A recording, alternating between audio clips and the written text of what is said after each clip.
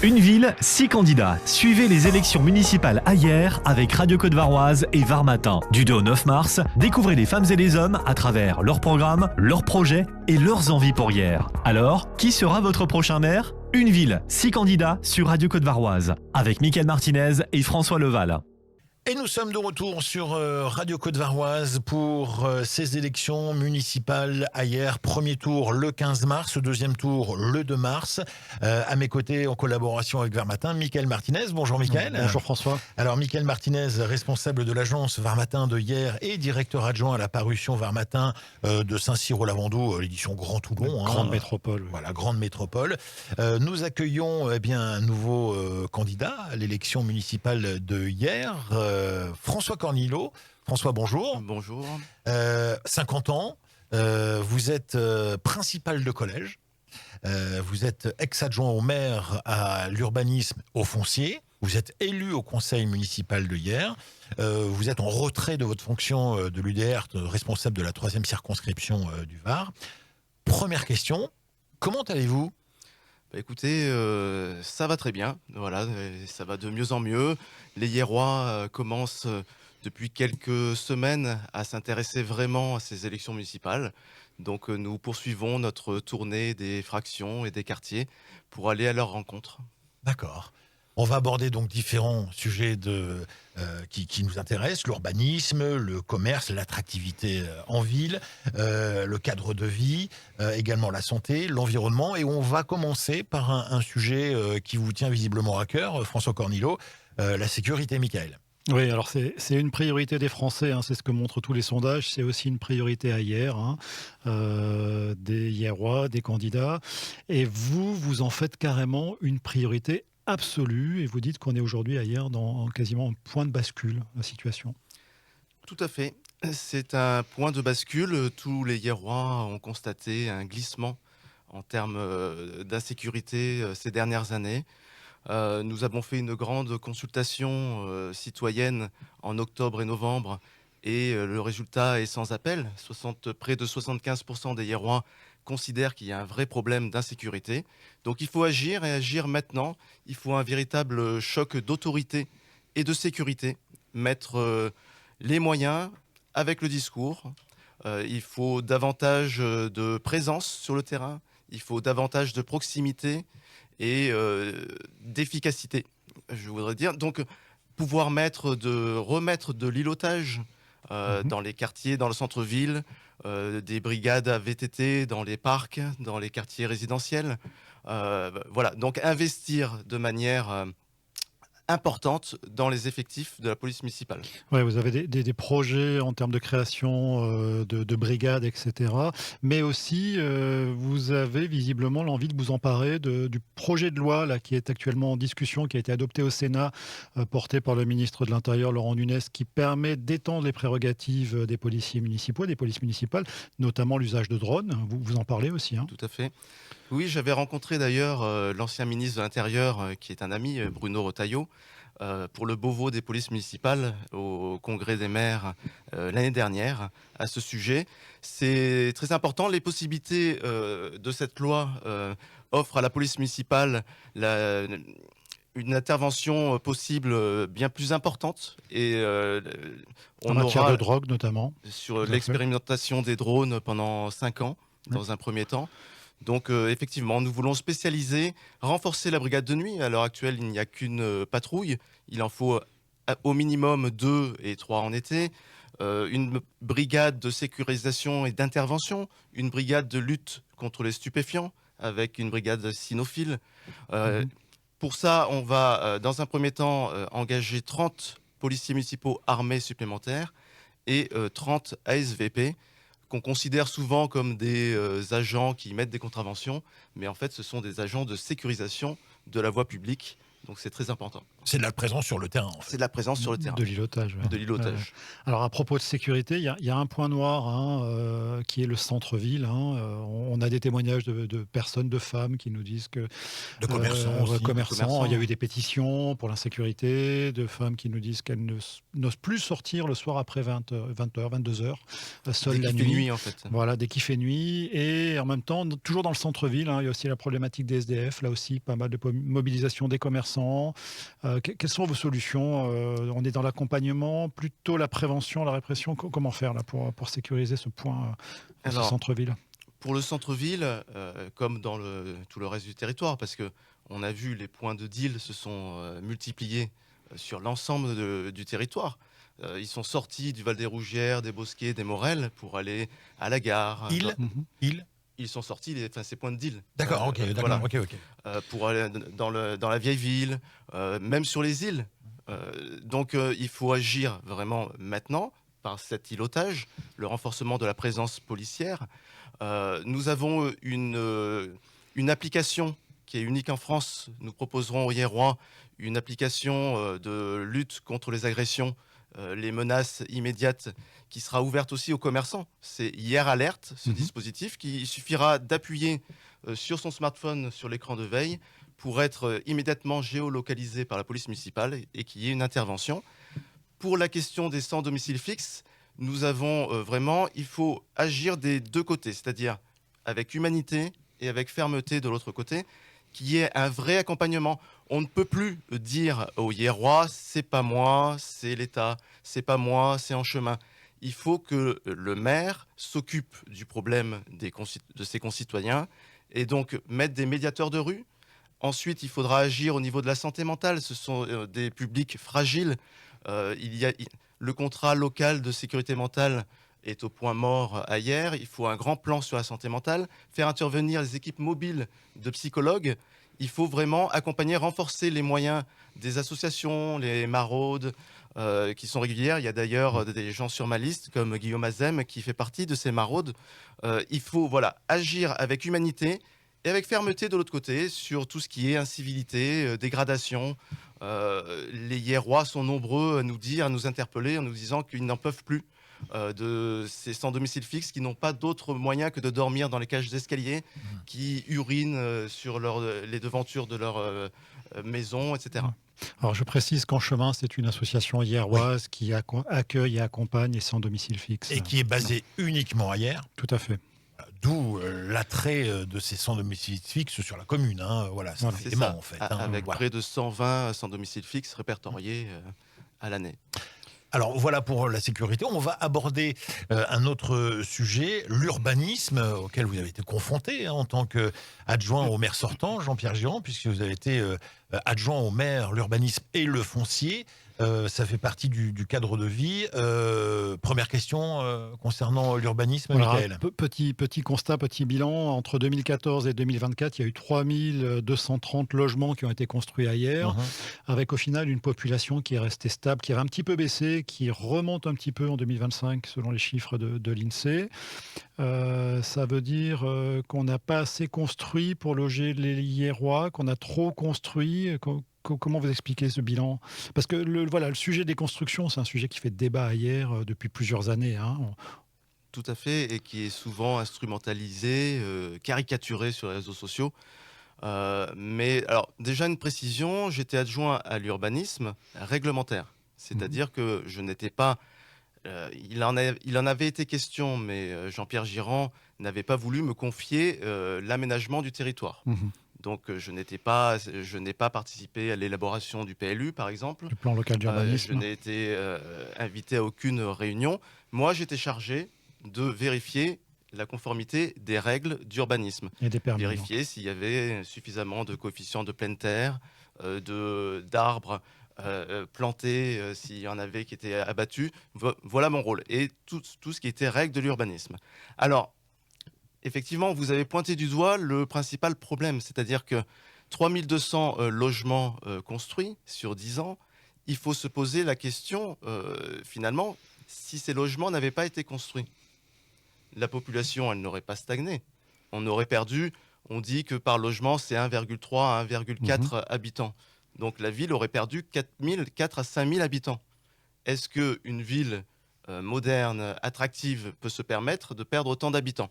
Donc ça pose le cadre. Après, il n'a pas été fait, mais la loi ne le permettait pas à l'époque, mais maintenant on peut le faire. Il faut réorienter la politique du logement vers le logement pour les Hiérois, pour les jeunes Hiérois, les actifs, les familles, faire venir des étudiants. Et la loi le permet maintenant, avec notamment le bail réel solidaire, qui permet à des jeunes ménages de pouvoir acheter un bien sur le modèle des baux amphithéotiques, que l'on connaît bien ailleurs. Vous avez la propriété des murs, mais pas du terrain. Et ça vous fait un premier achat, et après, vous pouvez acheter en pleine propriété. Donc, il va falloir que cette accession sociale à la propriété soit déployée sur le territoire. Alors, à propos du plan local de l'urbanisme, vous proposez un moratoire sur les nouvelles constructions et même d'ouvrir une concertation sur sa révision. Alors, ce n'est pas un moratoire sur les nouvelles constructions, c'est un moratoire sur la zone des Rougières. Ouais. C'était ma question suivante. Voilà, et donc faire une fois élu une modification, lancer la modification du PLU pour mettre notre projet de Hyères, les Palmiers, Cités Jardins en adéquation avec ce PLU pour introduire plus de végétaux, plus de verts, plus ces îlots de fraîcheur, ces mini-forêts. Voilà, des règles plus contraignantes au niveau des végétaux sur les nouvelles constructions. Alors justement, à propos de la ZAC des Rougières, la zone d'aménagement concerté des Rougières, quel est votre programme? Pas de construction, on ne construira pas aux Rougières, on fait des jardins, On ne peut pas mentir aux Hiérois.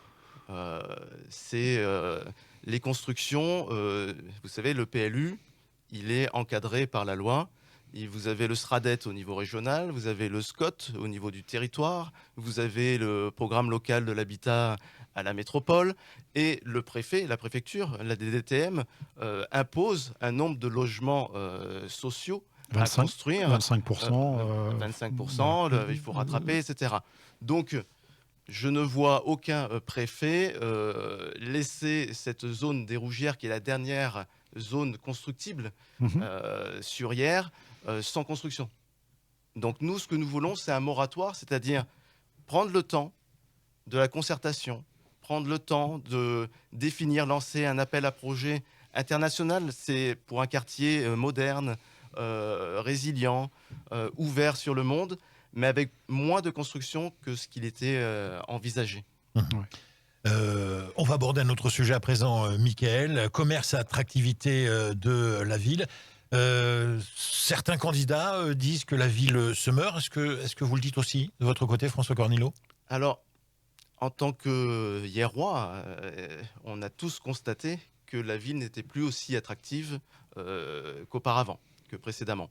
Les commerces dans le centre-ville ferment les uns après les autres. Il y a un turnover qui est assez régulier. Il y a le problème d'insécurité qui les fait fermer. On le voit dans la vieille ville, la plupart sont fermés parce qu'il y a ce problème-là. Ils rouvriront un peu plus tard dans la saison. Donc, pour le commerce, il faut agir sur les stocks et sur le flux. C'est-à-dire que souvent, on dit on a besoin de locomotives. C'est pour ça que ça ne fonctionne pas. Mais il faut aussi agir sur les flux, c'est-à-dire pouvoir faire venir les Hiérois vers ces commerces. Sinon, ils préféreront aller dans les centres commerciaux. En périphérie, oui. Donc, il va falloir investir dans des parkings. On propose, nous, 2 parkings souterrains, place Versin, pour pouvoir faire un parc en surface. Donc, place Versin à côté de la médiathèque. À côté de la médiathèque. Et au parking Denis, près de la place Clémenceau, où nous voulons faire des halles alimentaires et un parking souterrain de 300 places en zone bleue, donc des places gratuites, parce qu'il faut des places gratuites. Si vous avez à payer pour venir faire vos achats, vous préférez les centres commerciaux.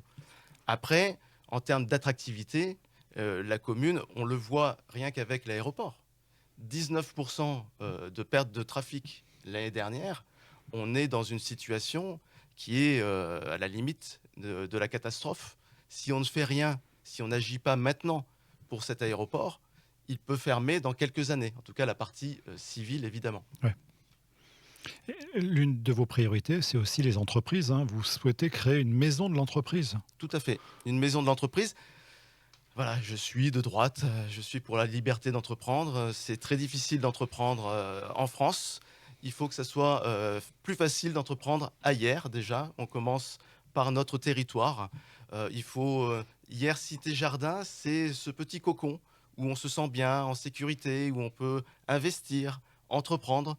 Donc il va falloir investir pour les entreprises, faire venir des jeunes entrepreneurs, des startups sur le high-tech, sur les métiers, tout ce qui est relatif à la mer, au nautisme par exemple, tout ce qui est transition écologique. Voilà, il faut investir, il faut que Hier redevienne une marque à l'international et la vitrine de cette transition écologique, notamment on en parlait sur l'île du Levant récemment, en matière de désalinisation, en matière de traitement des déchets sur place. Voilà, on a beaucoup à faire et on a un territoire qui est incroyable.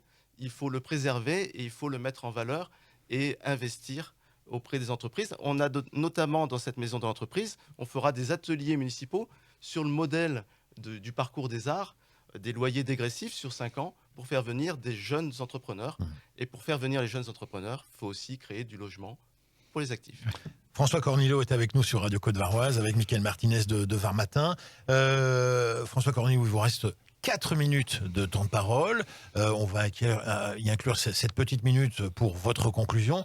Donc vous avez 2 minutes sur la santé et 2 minutes sur l'environnement, bien que nous en ayons déjà un peu parlé de l'environnement. La santé, gros sujet hier, la santé, Mickaël. Ouais, la santé. Alors, en même temps, c'est un sujet où les pouvoirs du maire sont assez limités. Mais ailleurs, bien qu'étant président du conseil de surveillance, de l'hôpital, qui est impliqué dans la vie locale de la santé, avec 2 incendies aux urgences hier, des problèmes d'effectifs. Parfois, les urgences sont fermées le soir en raison d'un manque de médecins. Un autre incendie. Une série d'incendies à la clinique Sainte-Marguerite qui s'est retrouvée devant le tribunal de commerce, qui a été racheté par le groupe Almaviva, qui vient de rouvrir en ce début d'année, qui est en train de monter en charge. La fermeture du Carré Villette aussi. Voilà, qui rendait service à de nombreux Hierrois. On n'avait pas besoin de passer par les urgences. On allait au Carré Villette pour les petits bobos, la bobologie. Vous, comment vous vous positionnez sur la santé? Qu'est-ce que vous pourriez faire pour les Hierrois? Il y en a beaucoup qui n'ont pas de médecin traitant, qui n'ont pas de mutuelle non plus. En 2 minutes. En 2 minutes. Oui, alors en fait, il y a beaucoup à faire. Déjà, je suis chef d'établissement public, donc je tiens à réaffirmer mon soutien à l'hôpital public. Donc ça, c'est une première chose. Garder évidemment la maternité. Je veux qu'il y ait des petits Hierrois pendant longtemps à hier. Le maire a des moyens d'action importants en matière de santé. Il faut que tous les Hierrois puissent se soigner à hier. Donc nous investirons dans une maison pluridisciplinaire de santé communale. Donc nous construirons cette maison-là pour accueillir des médecins. Il faut savoir que au niveau de la santé, on a perdu, d'ici 5 ans, on perdra 25% de nos médecins généralistes, alors qu'il y a 4500 Hierrois qui n'ont pas de médecin généraliste. Pas de médecin traitant. Ouais. Médecin traitant. Vous avez, en 10 ans, on est passé de 10 cardiologues à 4, 2 partiront à la retraite d'ici 5 ans. Vous avez, au niveau des dermatologues, on est passé de 8 à 2, donc la situation est en passe de devenir catastrophique. Donc il faut agir et agir vite. Nous aiderons l'installation des médecins, de jeunes médecins à hier, c'est important. Donc, et nous allons créer aussi une mutuelle communale. Alors, c'est une mutuelle privée, mais avec des tarifs mutualisés qui permettront aux Hierrois qui n'ont pas les moyens ou qui n'ont pas de possibilité d'avoir une mutuelle santé, ce qui est important. Et nous agirons aussi pour les transports sanitaires non urgents. C'est un gros problème. Les Hierrois, vous savez, on est passé de 40% à 47% de Hierrois qui vivent seuls. Donc c'est énorme. Et avec l'âge, certains n'ont pas la possibilité de se déplacer pour leurs examens qui sont pourtant vitaux. Nous agirons dans ce sens-là. François Cornillo, il vous reste 2 minutes de temps de parole, donc on va très vite parler du tombolo. Avant de conclure, en 1 minute, on reparle du tombolo. Ça, c'est le gros sujet environnemental ici à Michael. Vous écrivez, c'est le projet fort du mandat, la protection du tombolo. Alors, quelle solution? Il faut le laisser la nature reprendre ses droits, mais je pense que ce n'est pas votre priorité. Qu'est-ce que vous proposez sur ce dossier? Le double tombolo, c'est l'identité de la ville d'Hyères. Donc c'est crucial, c'est le spot de l'Almanar, les sports nautiques, on en parlait tout à l'heure. Et il y a aussi le problème de la sécurité, la sécurisation des Arbanais, des habitants de la presqu'île, notamment en été, les feux de forêt, les secours. Donc il faut sauver ce bras ouest du tombolo à tout prix. On a perdu 4 ans, la métropole a perdu 4 ans en ne voulant pas faire les études qui étaient demandées par le ministère de l'Environnement. Donc il faut agir et agir vite. Donc une fois que les études seront réalisées, il faut aussi... Il n'y a pas eu de colloque hier sur cette question-là, alors qu'au niveau mondial, on sait protéger les côtes, protéger les tombolos, que ce soit en Chine, en Australie, dans tous les pays, on sait le faire, mais ici, on ne veut pas le faire. Ou en tout cas, on a perdu trop de temps. Donc, nous mettrons tout sur la table.